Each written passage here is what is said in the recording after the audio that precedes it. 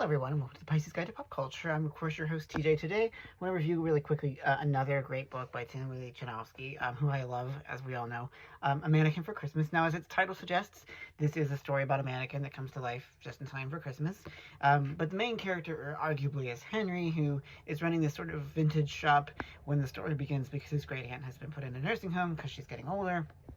And so he ends up wishing for this mannequin to come to life, which he does. The mannequin is named Aiden. They end up having a romance. Lots of things happen. Comedy and sort of heartbreak ensues, but there is a happy ending. And I do think, as with so often is the case with Janovsky, I absolutely adored this novel. Now, I will say I was a bit skeptical at the beginning. I'm not usually a fan of the, inanimate object comes to life and romance. I don't know, Hot Frosty was fine, but I'm left with so many questions about the way the magic works. But we don't have that here, and I give Janovsky a lot of credit for not belaboring that point in this book. It's more about the relationship that kind of emerges between Henry and Aiden, and as much as Henry has to grapple with issues like grief, anxiety, all the stuff that's going on in his personal life as well as his past, Aiden has to figure out what it is to be human. And so I think that that's a really interesting dynamic between these two characters. And we see, it's those kinds of character development moments that I think really buttress the romance, buttress the way that these characters end up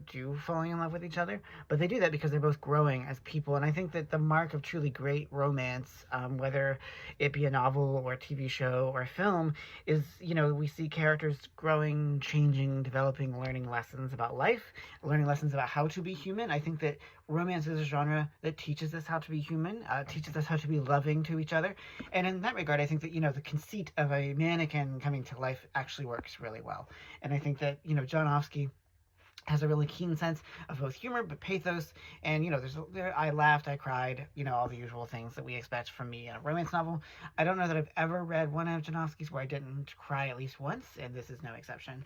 I don't know, there's just something really powerful about it. There are some really beautiful passages in here, and I think that when it comes, we've been talking a lot on the social media world about reading romance that's written by men, and I think that you really should be reading Janovsky if you haven't already.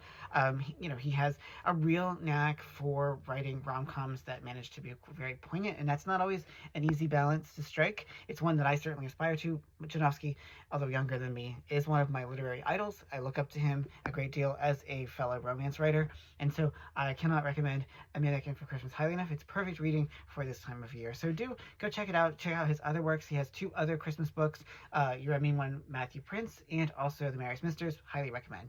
So this does get the Pisces Guide to Pop Culture seal of approval. So as always, thank you so much for joining me here.